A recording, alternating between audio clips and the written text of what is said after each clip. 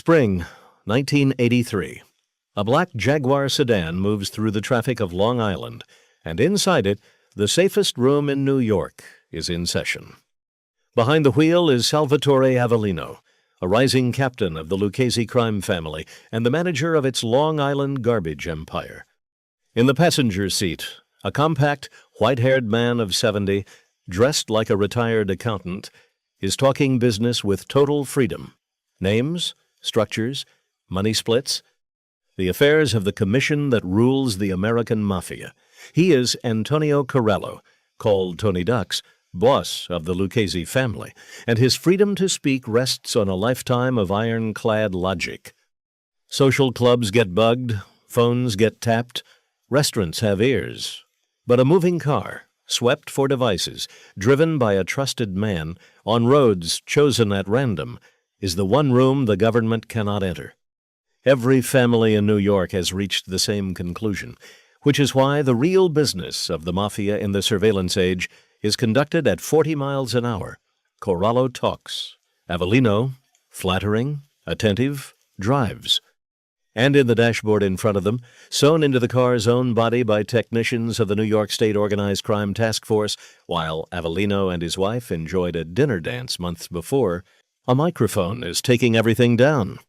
The boss who spent 4 decades ducking every subpoena, every indictment, every conviction the government could draft, whose very nickname celebrates his untouchability, is dictating the evidence against himself, in comfort, to the state of New York every single day. The tapes from this car will crack open the commission itself, put the rulers of the 5 families in a single courtroom, and end with a judge handing a 73-year-old man 100 years.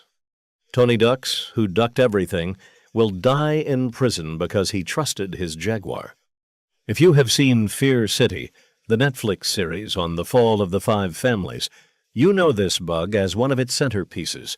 The investigators themselves, older now, still delighted, explaining how they got inside the car.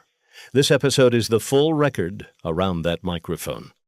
The man it recorded, the most underrated boss in our entire New York catalog, a labor racketeer so skilled that the Kennedys themselves once interrogated him and got nothing. The empire it mapped, unions, concrete, and the garbage cartel of Long Island, the quiet machinery that taxed every building and every trash can in the region. The chase it triggered, culminating in a commission meeting surveilled by an actual circus of competing agencies. The trial it fueled, the case that broke the American Mafia's governing body, and the 2 honest men at the very bottom of this story, a pair of Long Island garbage haulers who refused to join the cartel, whose fate is the reason this episode ends in a minor key. So hold this question the whole way.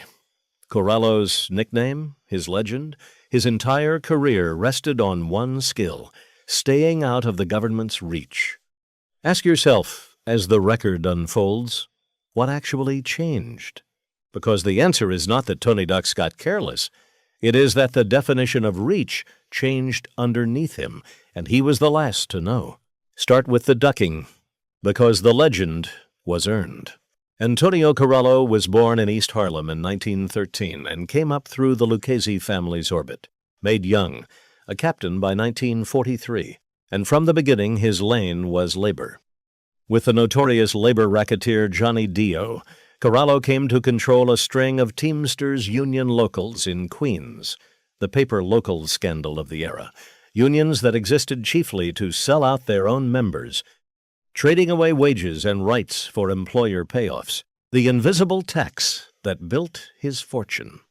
Between 1941 and 1960, he was arrested at least a dozen times, and not one case reached trial, a streak so remarkable that, by the legend, his own boss supplied, Tommy Lucchese marveled that Tony Ducks again, and the name attached forever. In 1959, the government took its best early shot, hauling him before the Senate Rackets Committee, the McClellan hearings, where a young Robert Kennedy was chief counsel. And the committee got the full Corallo experience, a courteous, unshakable man revealing nothing. The record shows he did not duck everything forever. In the 60s, 2 corruption scandals finally landed short sentences, a case involving the bribery of a New York judge, and a kickback scheme that reached into city government, a couple of years here, a couple there. The cost of doing business at his level. But the pattern held. While flashier men died or drew decades, Corallo absorbed his losses quietly and climbed. When boss Tommy Lucchese died in 1967, Corallo was the heir apparent, delayed only by his own legal calendar, and in 1973 he formally took the family. Along the way, through the crews he commanded, the Luccheses had sunk their hooks into the freight economy of John F. Kennedy Airport, the fiefdom run by Capo Paul Vario and his crew, the world we toured in our Goodfellas episode, Henry Hill's Airport, Jimmy Burke's Lufthansa, all of it, at the top of the chart, flowed up to the quiet man in the Jaguar. Give the labor rackets their honest mechanics first, because Corallo's foundational crime is the least understood in our whole catalog and the most consequential for ordinary people. A paper local works like this. The racketeer charters or captures a union local, installs his own officers, and then approaches employers with an offer disguised as a threat. Sign a contract with our union, and your labor problems are over. The contract the employer signs is a sweetheart deal. Wages held down, benefits hollow, grievances buried, and in exchange the employer pays the racketeer directly, under the table, a fraction of what honest labor would have cost. The workers, nominally unionized, are in fact sold, their bargaining power converted into a revenue stream flowing upward, and most never learn it, because the theft arrives as the absence of raises rather than the presence of a hand in the pocket. Multiply that across trucking, garments, freight, and construction, across decades, and you have Corallo's real body of work. Tens of thousands of working people quietly shorted so smoothly they blamed the economy. The street bosses of our catalog robbed banks. Tony Ducks robbed paychecks, at scale, invisibly, which is why the government's accountants feared him more than its gun squads ever did. Now the empire, as the tapes would map it, because Corallo's Lucchese family was a masterpiece of unglamorous design. Doctrine 1, steal the wage, not the wallet. Corallo's rackets lived inside institutions, unions, trade associations, bidding rings, where the theft is distributed invisibly across thousands of victims who never feel the hand. Doctrine 2, the cartel. In the city, the family held its seat in the famous Concrete Club, the 4-family arrangement that taxed every major construction project. 2% skimmed off every concrete job, over $2 million. The commission functioning as the board of a shadow corporation, with the city's skyline as its product. And Doctrine 3, the crown jewel, garbage. On Long Island, through Avellino and a captive trade association, the family ran the private carting industry as a property rights system.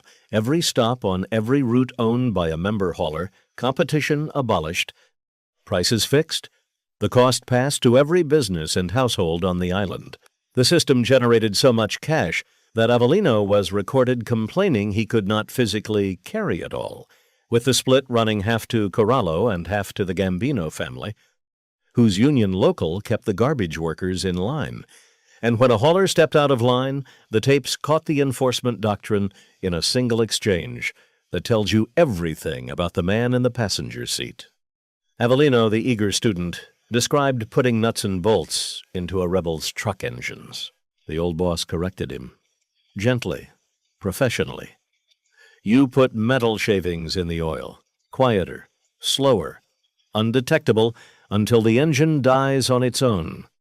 That sentence, preserved on the state's tape, is Tony Duck's Corallo complete, a man whose whole career was metal shavings in the oil of the American economy. The hunters, meanwhile, had spent years learning why they always lost, and the bug was born from a failure. The state organized crime task force under Ronald Goldstock had tapped Avellino's home phone and heard nothing worth the paperwork, because serious men say nothing on phones. But the tap revealed a pattern. Avellino spent his days driving the boss around in his Jaguar, hours at a time, every day. Goldstock's team drew the conclusion that changed surveillance history. The car was not transportation. The car was the office. The Mafia had survived the age of the bug social club by moving its government onto the road, and nobody had followed it there.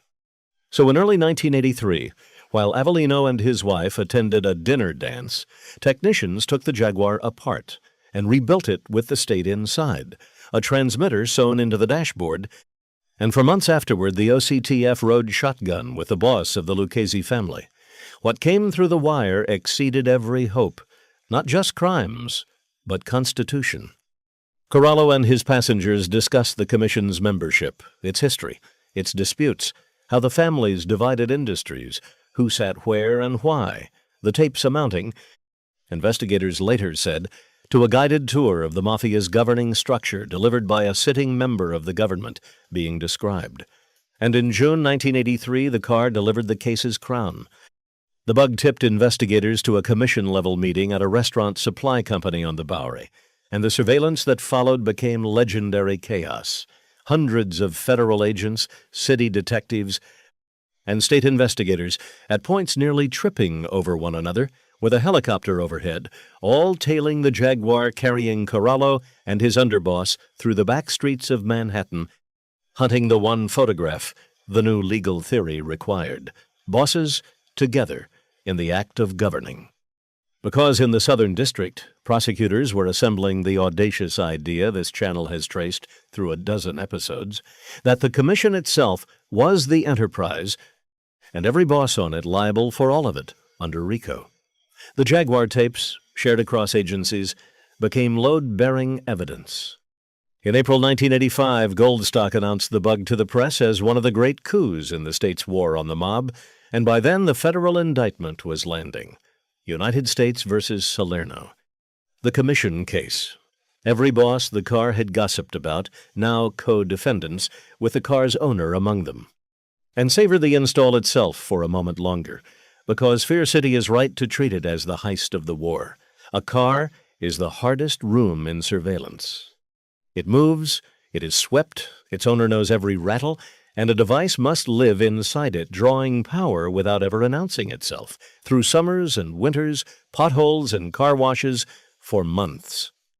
The task force technicians had a single evening, the dinner dance, to take possession of a Jaguar, open its body, install and conceal and test their equipment, and return every screw and panel to a state that would survive the daily inspection of a professional criminal's paranoia, knowing that one loose trim piece, one new noise in the dashboard, meant the operation and possibly lives.